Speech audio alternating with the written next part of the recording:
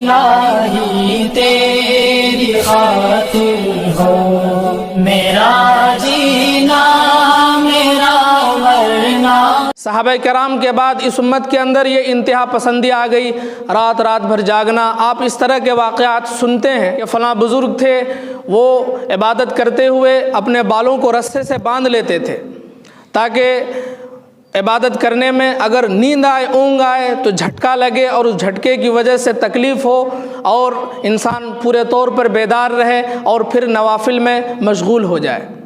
فلاں بزرگ تھے، وہ اپنی آنکھوں میں نمک کا سرما لگایا کرتے تھے تاکہ آنکھوں کے اندر جلن ہو اور نیند نہ آئے اور عبادت کر سکے۔ میرے بھائیوں، یہ دین نہیں ہے، یہ وہ دین نہیں ہے جو ہم لوگوں کے سامنے پیش کر سکیں۔ اس کی وجہ سے لوگوں کے اندر تنفر پیدا ہوگا کہ فلاں بزرگ تھے، وہ 30 سال تک عشاء کے وضو سے فجر کی نماز پڑھتے تھے۔ فلاں بزرگ تھے، انہوں نے 30 سال تک ستو کھایا، کیونکہ روٹی کھانے میں اور ستو کھانے میں 70 دفعہ سبحان اللہ کا فرق پڑتا ہے۔ اس لیے انہوں نے کہا کہ میں 30 سال سے ستو کھا رہا ہوں تاکہ 70 دفعے سبحان اللہ زیادہ کہہ سکوں۔ میرے بھائیوں، یہ انتہا پسندی ہے، یہ رہبانیت ہے، یہ وہ دین نہیں ہے جو ہم لوگوں کے سامنے پیش کر سکیں۔ فلاں بزرگ تھے، ان سے ایک صاحب ملنے کے لیے گئے تو وہ نوافل میں مشغول تھے، وہ ان کے انتظار میں بیٹھ گیا۔ ظہر سے عصر تک وہ نفل پڑھتے رہے، پھر عصر کے بعد وہ مراقبے میں مغرب تک بیٹھے رہے، پھر مغرب کی نماز پڑھی، پھر عشاء تک نوافل میں مشغول رہے، پھر عشاء کے بعد نوافل جو شروع کیا تہجد تک نفل پڑھتے رہے۔ آخر وقت میں ان کو اونگ آئی تو انہوں نے کہا کہ میں اس آنکھ سے اللہ کی پناہ مانگتا ہوں جس کو آسودگی نہیں ہوتی ہے سو کر۔ پھر فجر کی نماز کے بعد اشراق تک نوافل میں بیٹھے رہے، آخر کار وہ صاحب اٹھ کر چلے گئے۔ میرے بھائیوں، یہ اپنی جگہ بزرگی ہے، لیکن یہ وہ دین نہیں ہے کہ ہم لوگوں کے سامنے پیش کریں تو وہ خوشی بخوشی کہیں گے کیا خوبصورت دین ہے۔ یہ تو لوگوں کو دوڑانے کی بات ہوئی۔ اللہ کے نبی صلی اللہ علیہ وسلم نے جو دین ہمیں دیا تھا وہ بڑا آسان، اس کے اندر انتہا پسندی نہیں، ایکسٹرامیشن نہیں، بلکہ اعتدال کے ساتھ ہمیں دین پر قائم رہنے کا حکم دیا گیا تھا۔ لیکن صحابہ کرام کے بعد اس امت کے اندر انتہا پسندی آئی اور اس طرح کے واقعات سے ہماری کتابیں بھری پڑی ہیں۔ ہم آپ کو ایک حدیث سنائیں جو بخاری شریف میں بھی ہے اور مسلم شریف میں بھی متفق علیہ حدیث ہے کہ اللہ کے نبی صلی اللہ علیہ وسلم کے گھر میں 3 صحابہ آئے۔ کیوں آئے؟ پتہ لگانے کے لیے کہ اللہ کے نبی صلی اللہ علیہ وسلم کس طرح عبادت کرتے ہیں۔ تو ان سے بتایا گیا کہ وہ نماز بھی پڑھتے ہیں، سوتے بھی ہیں، روزہ بھی رکھتے ہیں، نہیں بھی رکھتے ہیں۔ پھر وہ وہاں سے چلے گئے اور آپس میں وہ یہ باتیں کرنے لگے کہ یہ تو نبی ہیں، کأنہم تقالوہا۔ نبی صلی اللہ علیہ وسلم کی جو عبادت ان کو بتائی گئی تھی اس کو انہوں نے کم سمجھا اور کہنے لگے وہ تو نبی ہیں، وہ جو چاہیں کریں، وہ تو معصوم ہے، قد غفر لہ ما تقدم من ذنبہ وما تأخر۔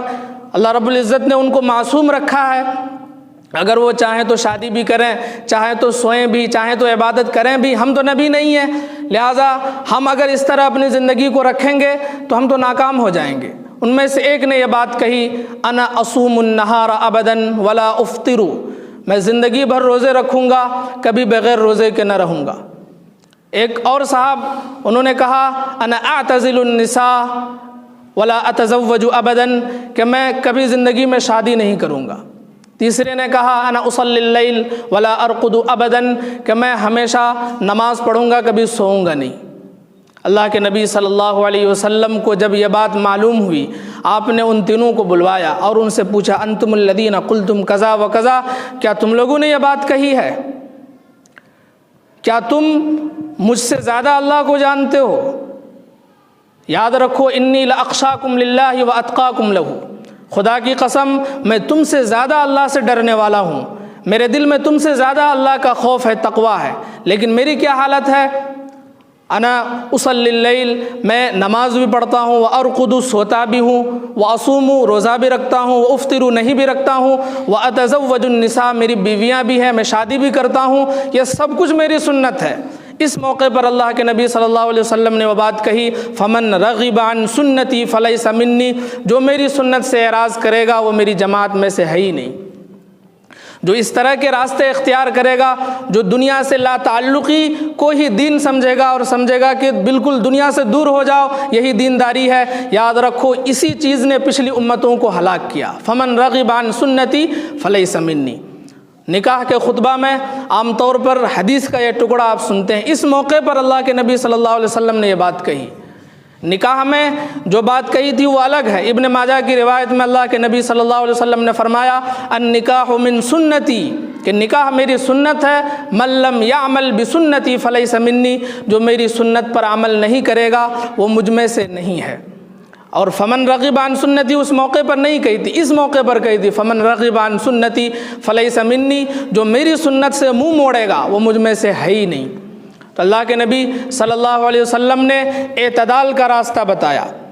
ایسا نہ ہو کہ دنیا میں بالکل چلے جاؤ دین تمہارا برباد، ایسا نہ ہو کہ دین میں بالکل جھک جاؤ دنیا معطل، بلکہ دونوں کو ساتھ لے کر چلو۔ وَكَذَلِكَ جَعَلْنَاكُمْ أُمَّةً وَسَطًا، ہم نے تم کو معتدل امت بنایا، ماڈریشن تمہارے اندر ہونی چاہیے، اعتدال تمہارے اندر ہونا چاہیے۔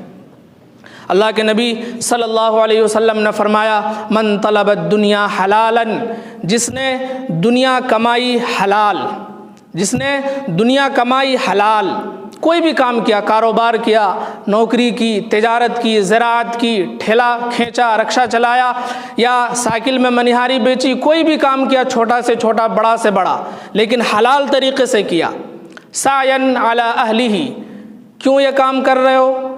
میں یہ کام اس لیے کر رہا ہوں تاکہ اپنے بچوں پر خرچ کر سکوں، اپنے بچوں اپنے گھر والوں کی دیکھ ریکھ کر سکوں، ان کی پرورش کر سکوں۔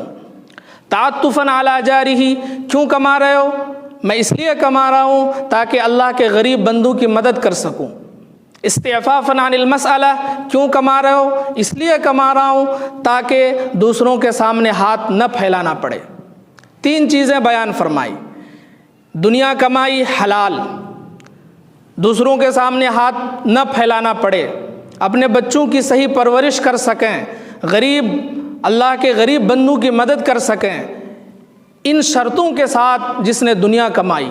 نماز، روزہ، تہجد، جہاد، تبلیغ، ان چیزوں کا تذکرہ نہیں، بلکہ دنیا کمائی حلال طریقے سے، ان چار شرطوں کے ساتھ۔ حلال بچوں پر خرچ کرنے کے لیے، سوال سے بچنے کے لیے یعنی دوسروں کے سامنے ہاتھ پھیلانے سے بچنے کے لیے، اور اللہ کے غریب بندوں کی مدد کرنے کے لیے۔ تو ان کے ساتھ کیا ہوگا؟ اللہ کے نبی صلی اللہ علیہ وسلم نے فرمایا لقی اللہ یوم القیامہ ووجہہ مثل القمر لیلۃ البدر، قیامت کے دن وہ اللہ سے اس حال میں ملے گا کہ اس کا چہرہ 14ویں رات کے چاند کی طرح چمک رہا ہوگا۔ تو ہمارا کام اور ہماری محنت، ہماری مزدوری، یہ سب کچھ عبادت ہے، اور تمام چیزوں اور تمام ذمہ داریوں کو جو ادا کرنے والا ہے وہ اصل دیندار ہے۔ حضرت سعد بن معاذ رضی اللہ عنہ اللہ کے نبی صلی اللہ علیہ وسلم کی خدمت میں بیٹھے ہوئے تھے، وہ اپنے باغ میں خود سینچائی کرتے تھے، مزدوری کرتے تھے، جس کی وجہ سے ان کے ہاتھ بالکل سخت ہو گئے تھے۔ اللہ کے نبی صلی اللہ علیہ وسلم نے ان سے پوچھا سعد یہ تمہارے ہاتھوں کو کیا ہوا؟ انہوں نے کہا یا رسول اللہ میں خود مزدوری کرتا ہوں، دہاڑی کرتا ہوں، جس کی وجہ سے اپنے بچوں کی پرورش کرتا ہوں، ان کی دیکھ ریکھ کرتا ہوں۔ اللہ کے نبی صلی اللہ علیہ وسلم نے ان کے ہاتھ کو چوما اور کیا فرمایا ہذہ ید لا تمسہ النار، یہ وہ ہاتھ ہیں جن پر جہنم کی آگ حرام ہے، جن کو جہنم کی آگ چھو بھی نہیں سکتی۔ اسی لیے اللہ رب العزت نے فرمایا کذالک جعلناکم امۃ وسطا، ہم نے تم کو معتدل امت بنایا ہے کہ نہ دنیا میں اس طرح گھسو کہ تمہارا دین برباد ہو جائے، نہ دین میں اس طرح لگو کہ دنیا معطل ہو جائے، بلکہ دونوں کو ساتھ لے کر دونوں کے حقوق ادا کرتے ہوئے اس دنیا سے جاؤ گے، تب تم مکمل دیندار ہوگے۔ نماز، روزہ، حج، زکوٰۃ، سعد بن معاذ رضی اللہ عنہ سے ان چیزوں کا سوال نہیں کیا گیا کہ تمہارے ہاتھ کے اندر یہ جو سختی آئی ہے نماز پڑھتے ہوئے، تہجد پڑھتے ہوئے یا کوئی عبادت کرتے ہوئے، یہ نہ سمجھیے گا کہ ہم ان احکام کی تصحیح کر رہے ہیں۔ یاد رکھیے اللہ کا کوئی بھی حکم اس کو چھوٹا نہیں سمجھنا چاہیے، لیکن ہمارا جو مائنڈ سیٹ بن چکا ہے کہ صرف یہی دینداری ہے، کوئی حج کر رہا ہے، کوئی عمرہ کر رہا ہے، کوئی ڈیگے چڑھا رہا ہے، یہ ادھوری دینداری ہے۔ دین تب مکمل ہوتا ہے جب اس کے ساتھ ساتھ دنیا کے معاملات اور اخلاق انسان کے درست ہوں، گھر والوں کا بھی حق ادا کرتا ہو، لوگوں کا بھی حق ادا کرتا ہو، اور ساتھ ساتھ اللہ رب العزت کی عبادت بھی کرتا ہو، تب جا کر اس کا دین مکمل ہوگا۔